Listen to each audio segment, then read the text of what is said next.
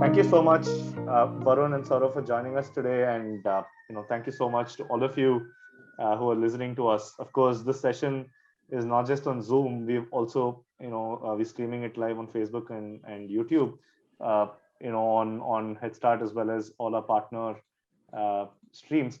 The idea behind today's session, if I can set the context, very simple.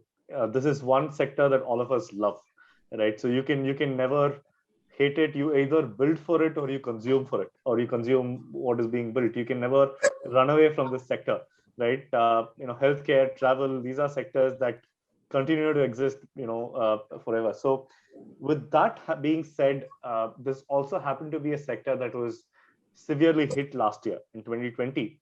I was also going through some reports, and it said globally about 75% drop in consumer spend in 2020 on travel and hospitality. And but at the same time, Q1, Q2 of this financial year, seem to have a better swing upwards compared to 2020. And for entrepreneurs like us in this space, I think that's the biggest positive. When you see the upward swing again, right after having a tough year last year. So on that context, I also wanted to quickly go ahead and share an update. That we've also got Prashant from Fire. Prashant, maybe a quick hi from you. Good afternoon. Hi to Hi, everybody. Prashant. Hi, Saurav. Hi, Varun. So Prashant is the CEO of Fire. Fire is an accelerator from Goa. Of course, travel and leisure is synonymous to Goa for a lot of us in India. And one of the reasons we also wanted Prashant on today's session was because uh, Fire, along with a bunch of strategic partners in the travel space, along with Head Start, when I meant strategic partners, it includes Goa Tourism Department, etc. Uh, we are launching a cohort to support emerging travel startups. We've been wanting to support startups that are coming from sectors that really need support, and that's where Fire took the lead in proposing a cohort of 5 startups that we are launching this month in the travel and hospitality space. And from cohort 2 onwards, we would go a bit more niche within the larger travel and hospitality sector. So, while of course, Prashant, if you can take a minute and just tell us about what is the program going to be looking like, and who are the right people to apply for it. That will also give a few talking points that I'll take with Saurav and Varun after that. So this is going to be a 16 weeks accelerated program. The first 4 weeks will be spent on understanding the dynamics of the startup, the positioning, where they are, what sectors they are in, how they can contribute to the local ecosystem, and how the government and the industry can utilize the services to purpose these solutions and find some kind of a match. And after the first 4 weeks, again, depending upon the interest of the startup and the time spent by them, we will be having a one-to-one match for the startups with the industry expert and investors and domain mentors, and run them through the 16 weeks accelerated program. And at the end of 16 weeks, we'll be having a demo day where they will be pitching for funding to a panel of investors. So this is the basic plan, but the plan is open because of the present scenario. The challenges are different, the outcomes could be different, and depending upon the requirements of the stakeholders, this whole program could go for a revamp through.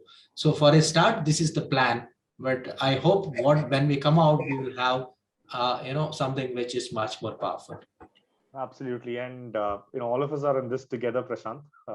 Happiest to see more entrepreneurs coming up and building for gaps in the travel and hospitality space. So having said that, it's time to dive straight into, today's conversation with Saurav and Varun. Uh, Gentlemen, it's going to be very candid and formal, but having said that, I would love to, straight away start with you, Varun, on setting the context into, should I call it WT fairs? Should I call it what the fairs? How do you guys call it internally? We call it WT fares just to be safe and at par with everyone's understanding. Okay, cool. I'll call it WT fairs as well. But it's such a cool domain to have got. So Varun, tell me, or walk me through, your journey at WT Fairs, where it all started, and what has been your single biggest vision towards, or driving force that that's the big opportunity that I see. Right. So Gautam, we started in 2014 as a flight booking engine. It started with a very bad experience with an OTA, and I could have been selling T-shirts, but it just so happened that we had a bad experience, so we got into travel. And like you rightly said, we cannot do without travel. Either we have to consume or to be sellers of it. So travel was one of my biggest passions. Like I would love to travel, etc. And that's how we started. So it was good until 2015. We were doing a lot of bookings on our website, and it was no distinguishing factor as such. We were just a flight booking engine.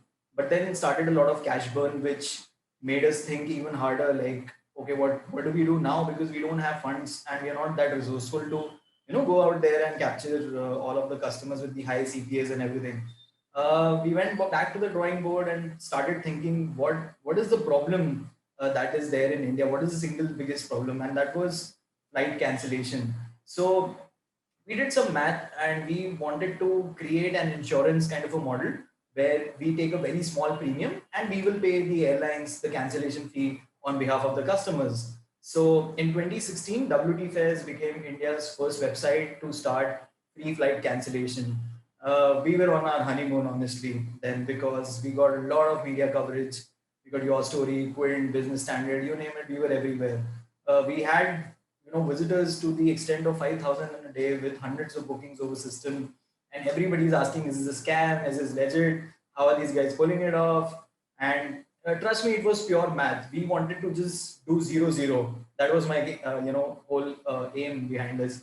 In fact, we were so small that I had a discussion with my mom and dad that this is what I'm going to do, and do you think it is workable, and how much is the potential loss that could happen if indeed we go viral.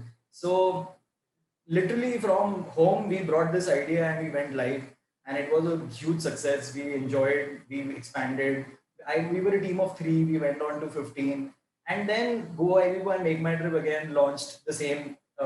In fact, today as we speak, every OTA in India just works on the model that we created in 2016. So again, the question became like, okay, how are we distinguishing ourselves? What is the problem that we're solving? So we went on to become a corporate travel management company to, in fact, introducing a lot of niche holidays. We targeted islands that were not so famous, like Seychelles. In fact, in 2018, we became India's top 5 sellers to the islands. And let me tell you, Make My Trip was not on that list. So we were crossing about 1,000 arrivals into Seychelles. And then, of course, we were on our high. We were enjoying this journey. In 2019, we did our highest turnover, which was about 24 crores. And then we got hit by pandemic. I am so glad this happened, to be honest, because it again brought us back to the drawing board to correct whatever we were doing wrong. We were actually becoming a very trivial, generic agency again, serving hotel bookings, flight bookings, and doing anything that a travel agent would do, but just a little better because you're better in technology or better in terms of skill set or whatever. We thought, now let us see where are we actually driving most of our profits from, and that was holidays. So holidays was big. Now what is the problem with holidays? The problem with holidays is the current systems that we have, be it Make My Trip or offline agencies, is that they are not so versatile enough to give multiple quotations. Say for example, you ask me, okay, Varun, I want to go to Dubai, I want to go to Maldives, I want to go to US. Can you help me just plan? And I would get very pissed, right? I would tell you, how many times will I work out for this guy because he's asking me so many quotations at one point of time? Why don't he just make up his mind and tell me, okay, I want to go to Dubai? So our system now, WT Fairs, is, in fact, we take pride in saying so. We're one of the fastest travel planning engines ever built in India. It is so fast that within 20 seconds you can fetch intensive itineraries. It is integrated with Rail Europe, You have bus services based out of Europe. In fact, you don't even need to type the correct airport city. My system will automatically tell you that, okay, this is how you have to reach that particular destination. So this was our pandemic solution. We went live in January 2021. And again, so we've now pivoted from a flight booking engine to a holiday planning engine, and we've grossed our highest monthly turnover ever in the month of July.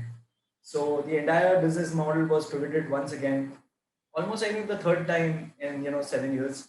So yeah, I think the pandemic taught us a lot again, like how to. No, absolutely, and I'm really glad that July August has been good to a lot of us in the travel space, right? And Yeah. I also started traveling again after a gap, and that's where I caught up with Prashant. In fact, last month in August, we sat in Goa to discuss startups. But trust me, for people who haven't done that, Goa has crazy amount of spaces, co-working spaces, accelerators with good internet connectivity for you to sit by the beach and work. So I know that's something that Prashant can always add. But Saurav, a quick point to you. In your case as well, a travel buddy, right? So it's been a good journey for you, and in your case, it's been about building a very very strong community driven business, right? And I think it'll be great for us to hear about your inspiration behind Travel Buddy. Of course, the best part of hearing any founder is the that inspiration that really made them take a decision to start, right? Like how Varun said, a bad experience with an OTA is what made them start WTF. I would love to hear from you, Sarah, on what led to the start of Travel Buddy, and if you can tell us where we are now from a venture perspective. Sure, Gautam, absolutely. So our story has been one of finding an opportunity in adversity. I start with this because we started our company in Jan 2020 as a private limited, and we know what happened in March 2020.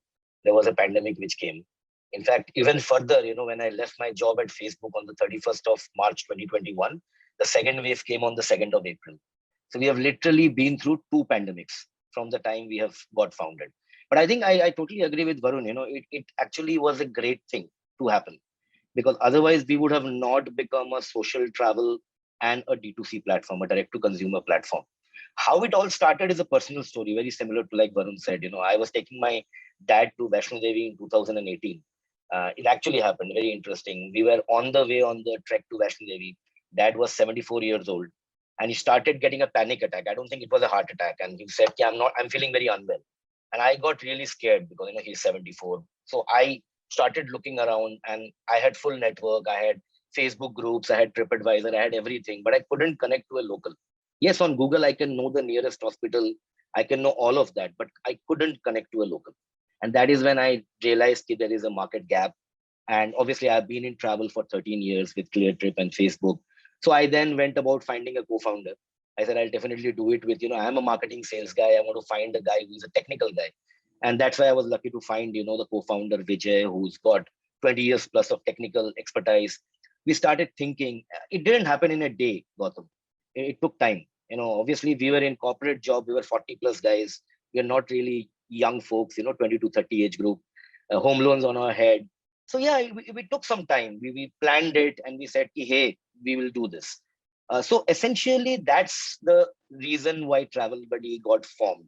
And then when we started seeing traction, when we saw 50,000 downloads in 2019 mid, we were like, wow, we are building something.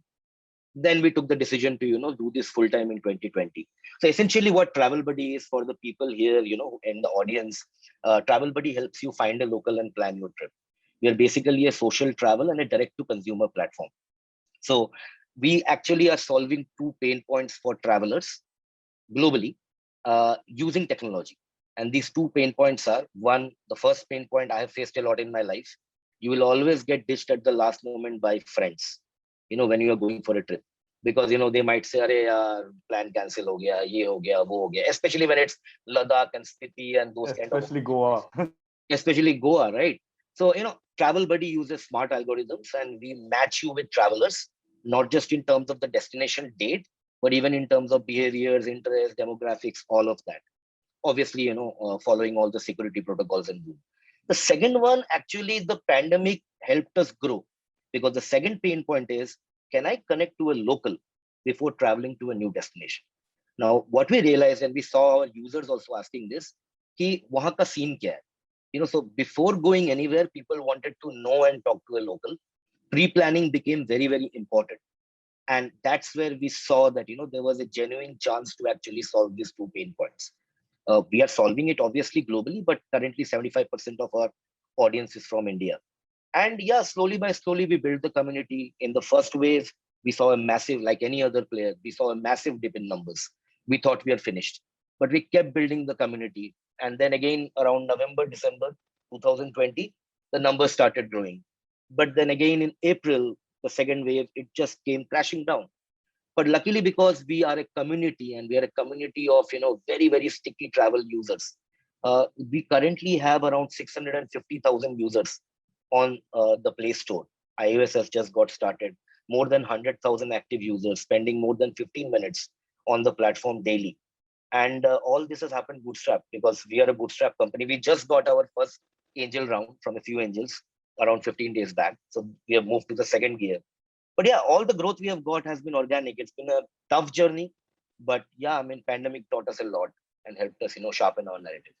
Absolutely. And I think, so two things that came out from both of you, if I had to draw a parallel, was one, pandemic has been a great teacher, as founders in this ecosystem on multiple fronts, right? In terms of understanding consumer behavior, in terms of pivoting or going deep into what they really want, or being agile as entrepreneurs and influencing your team in the same way. So I think this, and of course, most importantly, being frugal as we build or rebuild, right? I think great lessons on that. Varun, a quick question for you on the industry itself, right? Because we've also got a lot of emerging entrepreneurs on the call or on the session who are looking at I like what Saurav said, identifying opportunities and challenges to build for.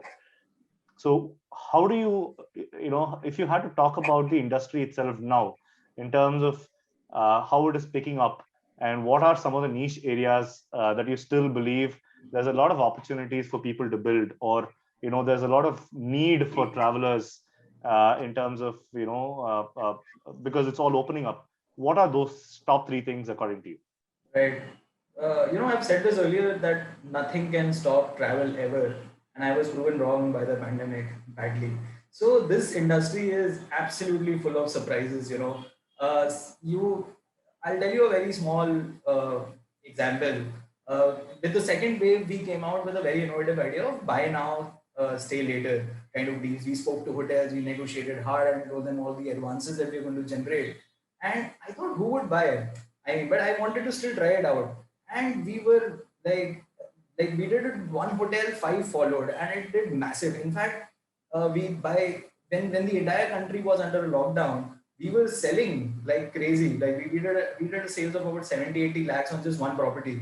Can you imagine? So if you're ready for such kind of quick ideas, quick if you can just change your colors as the industry would demand, it is full of ideas. And I think right now with travel again coming on spot, I truly see opportunities in sports tourism.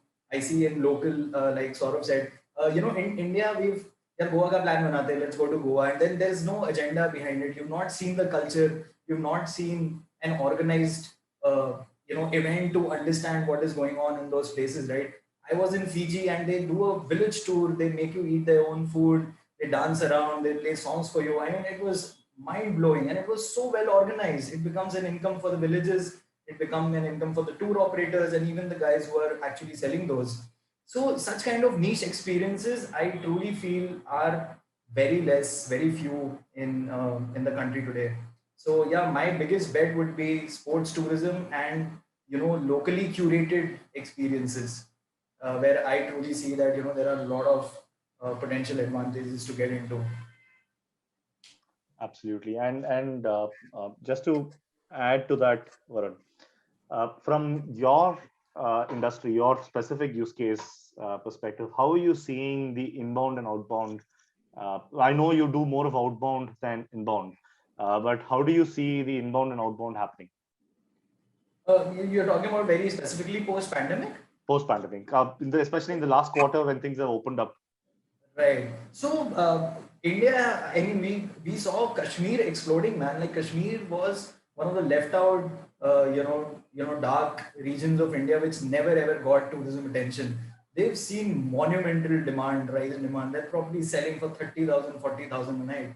So the Indian tourism has absolutely picked up, and people are trying to play it safe. They're not preferring international destinations because if they're Dubai, let's say you have to take 5 RT-PCR tests. I mean, जंग पे जा रहे हो कि घूमने जा रहे हो पता नहीं. So I think India domestically can still shine. It's very very easy, very approachable. You still know the guidelines. कुछ हुआ तो there are the people who can take care of you. But still, I mean, outbound is still doing well. I mean, there are a few islands, Maldives, Dubai, and Sri Lanka that have just opened up, and we've been seeing a lot of demand again over there as well. So now I think travel will be about how easy it is to get it to a destination, rather than traveling with kids, taking all those RT-PCR tests, and there's the fear of getting stranded in a foreign country without any treatment, or without any knowns. So I think still a lot part will be decided on these grounds, how easy it is to travel. So and I think that's a very important point for the folks building, because domestic travel has always been second compared to inbound, outbound earlier pre-pandemic, right? Yeah. There was always this urge to do outbound over domestic, but I think it's a great time for Indian tourism as well. Right, and that was all due to Instagram, right? Like people see a lot of posts about Fifi Island, they go to Maldives, so that FOMO was kicking in very very badly. So now it is about, I think this is the first time I'm actually seeing a transition where people want to take a trip because they want to chill out, explore, eat good food, and longer stays. Indians never traveled for more than four nights, 5 days ever. I have seen people carry their laptops and book a stay for 14 days in Maldives to even a month in Ladakh. So I think this has changed perception to an extent where now you see travel as an escape as well as an something that will it'll bring some fruitful opportunity down the way, break your routine, the mundane activities that you do. So now people are actually traveling. Indians are traveling for a longer duration of time. That's a certain transition that we've seen. Absolutely, and like how revenge retail was popular. Yeah. After lockdown, I think revenge travel is also probably picking up. Right. If I may just add, actually, because this is something that our data also shows, from our platform. There are 3 audience cohorts that from an industry's perspective that we think that will become very very big, and it's already happening. The first one is basically youth travel. By the way, if you look at the UNTWO data, youth travel before the pandemic was a massive industry. There were more than, it was a $400 billion market comprising of 350 million youth travelers. It's typically people between the age group of 19 to 30. Now that in India, and as Varun said, Instagram, FOMO, all of that has completely like accelerated youth travel. In the bang of the wave 2, you would not believe it. We were writing posts on our app saying, please be careful, do not travel. I mean, as a brand, we have to do that, right? Don't venture outside. And suddenly we see a photo of, guy going across to Ladakh or wherever, to Manali. And we're like, don't do that. We don't suggest that to you. So one is youth travel, that's big. The second one I would like to talk about is women travel. That has become huge. And I mean, it's also because of the fact that, women are travel influencers, and also the fact that, today's modern Indian woman is also venturing out a lot. It's also like they find their freedom in travel. So I think that's another big category and big audience cohort. And I think the third part is, which obviously is what we focus on a lot from our direct to consumer side, is the small and medium business aspect of tourism. There are a lot of small players, having cottages and hostels and homestays and all of that. And they also are, even tour guides, for example, they all need a platform to actually showcase their expertise or, get more business. So I think these are three things that definitely, are the three sub-industries that will pick up. So a very important question, at least from the way we've been running Head Start. Head Start incidentally is into its 15th year of supporting startups, and which is where the entire Startup September, the month-long celebration of the ecosystem, happened to be as we entered. So this is to you, Saurav, and of course I would love to have Varun also chime in, because I know Instagram has played a very, very huge role in version 2 of Absolutely. WTF, right? So Saurav, for you, how big has building community, made a difference to the way you started seeing traffic, traffic in terms of content, traffic in terms of conversion to, your downstream, which is, the bookings, right? So if you can run us through the community aspect of business, it will be great, especially for a lot of people who are looking to build business models around community. No, absolutely. Yeah. So, building a community is not easy at all. At the end of the day, it's probably one of the building a user generated community. And that also at a bootstrap stage is really, really tough, because, there are a lot of angles of security and safety and all that you always have to take care of. However, building a community is the reason that we have been able to survive the pandemic. While we have been building the community, it's not that we've just been building the community. We are a revenue earning, early stage startup. We have got revenues more than $50,000 from our subscription. We have a subscription product that we call as verified subscription. And this verified subscription is, this is another interesting thing, we never wanted to play the booking part. If travel has 5 stages: dream, plan, book, explore, and share, and for example, someone like a Varun is very much on the booking side of things, right? Of the stage, we said that we will play more on the dream, plan, and especially the explore, share part. And that all happens through a community. So, at the end of the day, that is what helped us see traffic during the pandemic. There are many people who are not traveling, but there were a lot of people who were putting their photographs. Obviously, Instagram is the first FOMO or the place of inspiration, but I can say with 650,000 users, a lot of users also find inspiration from Travel Buddy now, because they see some amazing photographs, amazing videos, and all of that. So building a community takes a lot of time. There's a lot of effort that goes on, moderation especially. Like we have hired interns, and I myself wake up at the middle of the night if there's a user complaint, and solve that. All of that is there, but yeah, probably with the risk, the returns will be higher. Absolutely. And Varun, can you probably touch on how important has it been for you, especially in the last 12 months, on some of the social media, especially content apps, right? For example, like Instagram, and I'm sure there are a couple of other short video apps also which you've tried or played your hand with. If you can run us around, why is it important for a travel startup or a startup in this sector to make use of some of these existing community platforms, and what has worked for you? Right. So Gautam, what we've seen is there's a new audience that has come up, right? These are not our parents who take trips for the sake of taking it. These are well-researched users. These guys put a lot of thought into where we are going, where we are staying. Are the views good? Where the food is good. They actually plan. And how do they discover you is through blogs that you write or the content that you upload on YouTube or an Instagram post, these guides. So this content is only going to become more richer as time will pass because of the sheer change in the age group that we see of travel. For us, probably spending a lakh is not that big of a deal, but for parents, it was a huge deal, and they wanted to just wind up, right? 3-4 nights, whatever it is, just wind up within a lakh and finish it off. These guys will actually plan a 10 days trip, spending a lakh, looking at lower budget accommodations, and trying to discover more. So we've been definitely seeing that the sheer importance of content and how we reach the right audience. So I think content is of course king, and in travel it is going to make a phenomenal difference in times to come. Whether it is short videos or you write about some famous food joint in Manali to a super view with a very cheap stay in say a Ladakh or something. These kind of things will definitely pick, and it will bring users to you. Absolutely. And Saurav, I have a quick connecting question to you, because like what Varun said, content is king.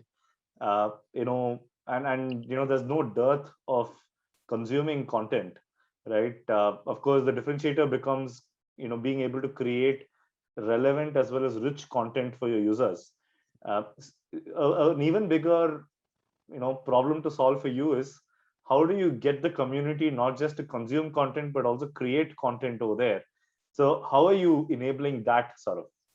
That's a great question, because typically, if you look at India, people are more content consumers and less of content creators.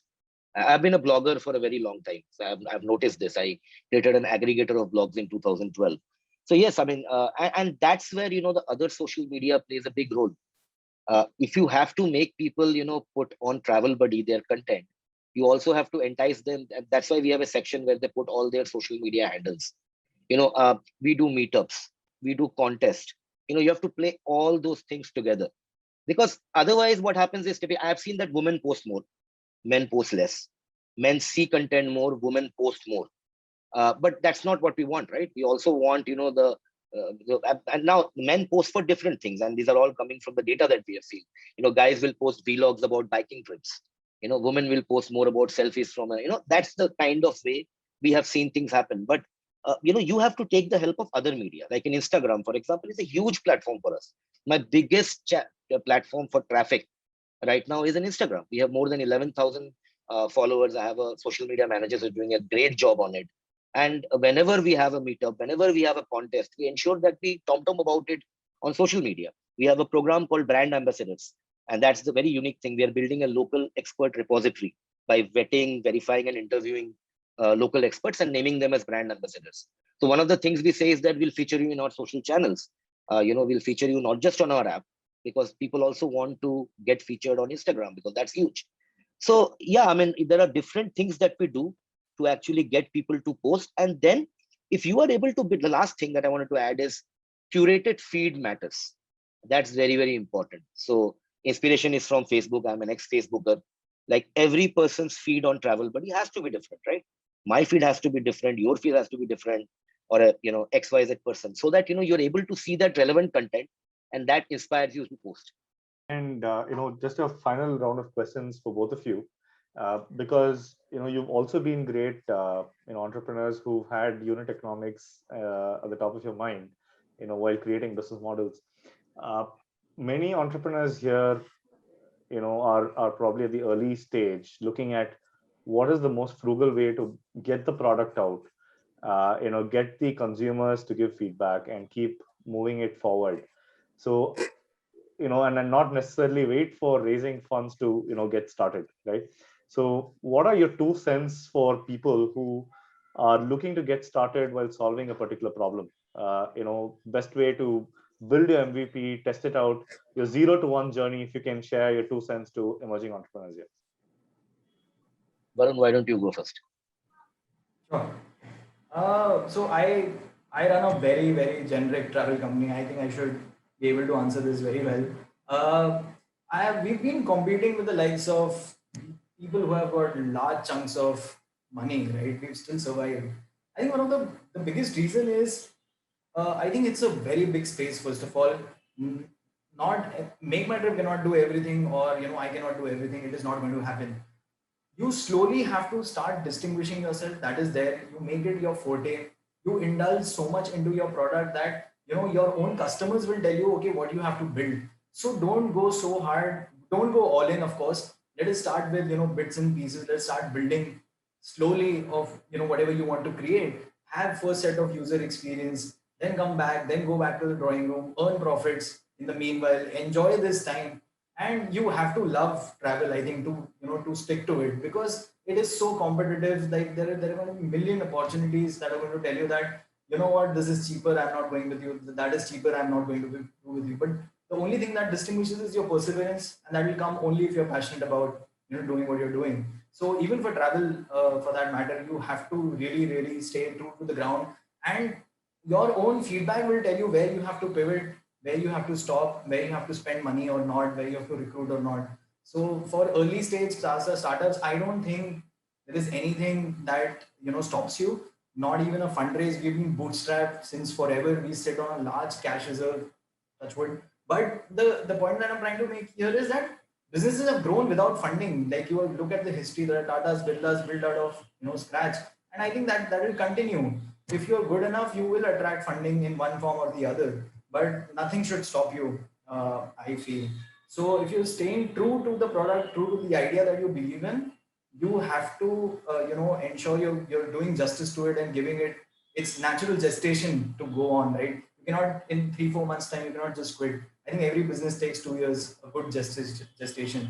So have that amount of time in hand, have that much of reserve in hand, and then go into that idea. So can I summarize, Varun, two things specifically for entrepreneurs is be patient, be ready for curveballs, be ready for surprises, right? If you're getting into the space. Absolutely. And Saurav, what are your 2 cents to people who are just starting up in the space? Absolutely. If you can share your 2 cents. No, and first and foremost, kudos to you, Varun. I am just an entrepreneur for the last 5 months. And the fact that you have bootstrapped this, I mean, it's like absolute kudos. I completely agree.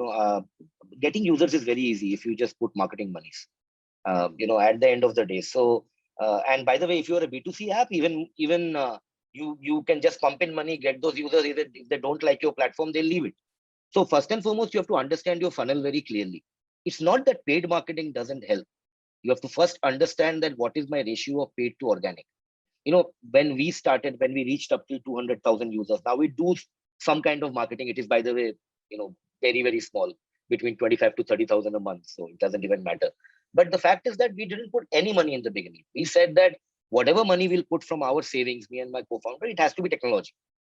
And any which ways technology also we were using, very small tech team and all. So how did we grow users? Well, if you are building an app, you can grow users using ASO, app search optimization, by building your Play Store algorithm in such a way that Google will help you, so that you are optimized on keywords. And today, if you type the travel keyword, and I hope it doesn't jinx it, if you type the travel keyword, we are number 3. We are between number 3 to number 6. There is absolutely no promotional marketing that we have done. So definitely we have done something right. Then the users that come into your, and for that you need analytics, be it Google Analytics, Firebase, whatever. You then need to understand your funnel. You then need to know where people are leaving. Are they leaving on the feed? Are they leaving when they're doing a search and not finding the right result? Are they leaving when they are getting connected to a local? And then there you have to use remarketing and retargeting really, really well. And I come from a background of digital marketing, hence I can speak so clearly about it. But yeah, I mean, I never ever thought of putting any monies initially. And even I think now, up till the time we go into our pre-series or series A, I don't think we'll spend more than 5% of our budgets into marketing. So yeah, we will be frugal.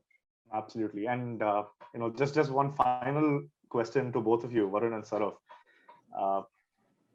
How do you see the next 12 months in this sector? Right now, we are definitely seeing an upward tick. What are some of the niche areas within the sector that you believe, like, for example, Varun, you said domestic is picking up, very rapidly.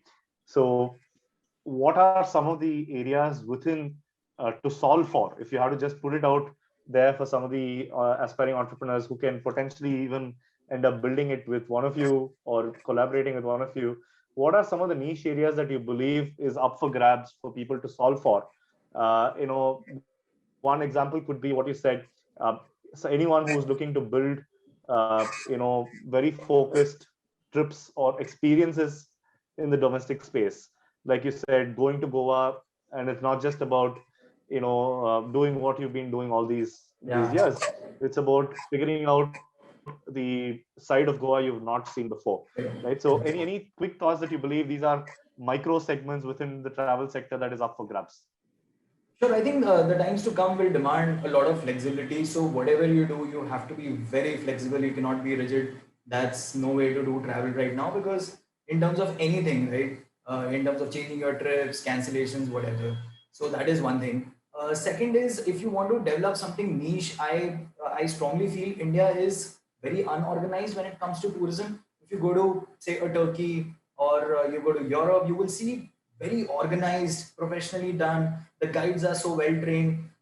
They're not like, they're telling you random stories which don't make sense. So if somebody is putting their heart and soul and, trying to make this a good skill set, like if I have a guide in Goa who actually knows a lot of history and he's really, really empowered, and if I can multiply those into, 5, 6 guides, and I can be that one specialized service where, I can tell you about the history of Goa, take you to places that, normal touristy, they're not normal touristy, etc. I think that is very, very niche tourism that can happen, that can do really good wonders. And by saying unorganized, I can also mean even cars for that matter, guides for that matter, hotels, unregulated hotels, anything that you can streamline and make it proper, professionally, well run chain of events. I think it can have a multiplier effect overall. Like you can just keep on replicating it over various cities in India, and you can generate a lot of opportunities, because I don't know anyone who is doing so right now, at least. Absolutely. Absolutely. Yes. And Saurav, any quick thoughts from you on that? Yeah. So in fact, we are doing it, Varun. So we have a local expert ecosystem that we are trying to build. In fact, I'll take an example of Goa. And before I do that, to your point, Gautam, the next 12 months, we are completely focused on, expanding our local expert ecosystem. And I will give an example with Goa as an example. If you look at Goa, we have probably more than, I would say maybe 50,000 plus users from Goa. I don't know the exact number, but I definitely have to be more than that. Out of that, at least 1,000 people will be travel providers. And they are on our platform. Why? Because we have a feature called as filter. And you can use the filter feature for free for 3 tries, and then you have to become a verified, where we earn our revenue model. You can actually get to know people who are going to come to Goa, and you get to know their needs and what they're looking for, and then socially connect with them and pitch your services. Now there are 2 kinds of local experts. One can be a traveler who is not looking to earn money, who is just looking for a sharing economy. He's just saying that, okay, fine, you're coming to my city, I will help you. Tomorrow you have to go to another city, then you will help me, which internationally was a couch surfing, right? So that's one angle of what we are doing. The second bigger thing is, what Varun also mentioned, right? Is you might have hostel, you might have, a hotel, you might have translation service, you might have tours and travels, you might have, transport. All of that, we are allowing people to define who they are as a travel provider, build a profile on TravelBuddy, and obviously they can put their post and everything for free. So they basically build that profile, and then they're able to connect to travelers. For us, I think, and again, by the way, it's a D2C platform. We think that we are the only direct to consumer platform, because typically the travel platform is a very commission-led ecosystem. We are not charging a commission. We are saying we are like an OTT. Okay, you give us a subscription and go and reach out to people, obviously within the rules and regulations of the app. So we think this can be a very, very huge thing, because as revenge travel will kick in, these people will also look for a new medium to start converting leads. And one final thought is that age-old time before pandemic of, waiting for the customer to find you has gone. Now you'll have to find the customer. And that is the reason why, I think that, we will focus on that part a lot. No, absolutely. And I think, just to Gautam, do you have time for one quick question? Of course. Yeah. So this is a question to Saurav and Varun. In fact, falling down and pivoting is an integral part of the growth story of any startup. And particularly in the travel sector, we are seeing it more often. So my question to both of you is, like, do you have any secrets, or do you have any things to share, particularly when a startup is fallen down and trying to pivot and move forward? Some kind of secret which you both have found for yourselves. Work double hard. So I think, yeah. So I think I'll go first on that, Varun, if it's fine. Yeah. So I think the whole part is finding out more growth hacking opportunities for me, and I'm saying this from a hat of a digital marketer. That's in my blood, right? I've done it for 18 plus years. The first thing when the pandemic happened, and by the way, the D2C platform angle came only 6 months back when the second wave happened. So we did pivot. Our initial idea was that, we will be a, social travel platform, but then we saw that opportunity. So I think the important secret here, that if people in the audience are also listening, is don't just go for traditional sources of marketing. There are a lot of possibilities today, be it alliances, be it partnership, be it, various growth hacks that you can do. I'll give you a very simple example. Google has something called as in-app messaging on Firebase. I'm giving specifics here. When the pandemic happened and, our numbers also went down like anyone else, we took a lot of advantage of the in-app messaging. In-app messaging is absolutely free on Firebase. It's not charged to you, and you can give specific communication, and that's how we educated our customers and our users, saying that, hey, you can become verified, you can connect to travelers 3x faster, you can become a verified traveler, get unlimited leads for your destination. And that really helped. So by spending zero money, we were able to scale up. And similarly, social media platform, Instagram played a very important role. Whatever we could do on Instagram, that brought in people because they saw a connect between Instagram and Travel Buddy. So yeah, some of those things are there. I also have a Medium post in which I have listed out, and probably send that across in the chat, where I put across all the various hacks. I can't remember all of them that we have done. One of the other very interesting hack that we did was meetups. So in meetups, what happens, we get across people of the community together in a small place, where they pay a little meetup fee. But imagine what that meetup does. It gives us tremendous amount of viral traffic and downloads. And the best part is those downloads are extremely quality downloads, because someone like me has suggested to their friend circle. So don't just think of traditional marketing models. There are a lot of other ways to get growth. Right. Yeah. So I have a very generic answer to that as well. It's actually, you are meant to pivot. Otherwise, it's like you're not growing, I feel. So every pandemic, or every loss or anything that is not working will prompt you to do something better. And we pivoted 3 times. We've only surpassed our revenues. It's just that you get immense confidence when you're actually down in the ground and realizing, okay, this is not working, or this is a cumbersome process, or it is not differentiating enough. Only then you will know that, okay, this is the right time to pivot. But you cannot see pivot as a loss in any which ways. You have to actually rebuild and start doing. To give you some perspective, like how Saurabh said about partnerships and hacks, I had to write, like, this is over a period of time. This is 2 years. I had to write 108 emails to a company to get me on board, to get on that platform, and it worked. We're sitting out of Nagpur, right? It is not even, nobody points to Nagpur anymore, but we still went onto that company, and it drives a lot of revenue for us. But it was only about not giving up at the end of the day. So I think it's sheer perseverance and not leaving that bit. You cannot be disappointed so easy. Because it's a very competitive market. Everybody is going after funding, etc. But if you're true to your word, true to what you do, pivot has to be seen as a good opportunity, I feel. And even as an accelerator, you yourself have to I think tell to starters that you cannot. Even if it is not working, you have to ensure them a good renewal or a good amount of time that, okay, come on, go ahead, and we'll back you up, something to that effect. Yes. Absolutely. Thank you. I think that's Thanks where a it comes down to, don't be emotionally attached to that one idea that you're trying to build for, right? So keep looking at what your customers want. And that's where I still remember one of the first points Varun mentioned at the start of the conversation was keep looking out for patterns and nuances of what your customers want, and keep building for them. And which is where your entire pivot bit from an OTA or a flight booking platform to the experiences. So on that note, I would love to thank all of you for sharing your time as a part of the session during Startup September. And thanks, Prashant, for putting together a cohort to support the next set of emerging entrepreneurs in the space. Like we discussed over the last couple of hours, there's a great number of opportunities for sure. People who are thinking about starting up, what you see on the screen right next to all our faces is the time to start up is now, right? There's never a better time to start up than when things are going against your way, right? More opportunities come when challenges are there. So thank you so much, Varun, Saurabh, Prashant. Prashant, if you can quickly take a minute and just tell people how to apply for the cohort and what to expect in the cohort. It'll be a great way to end this session.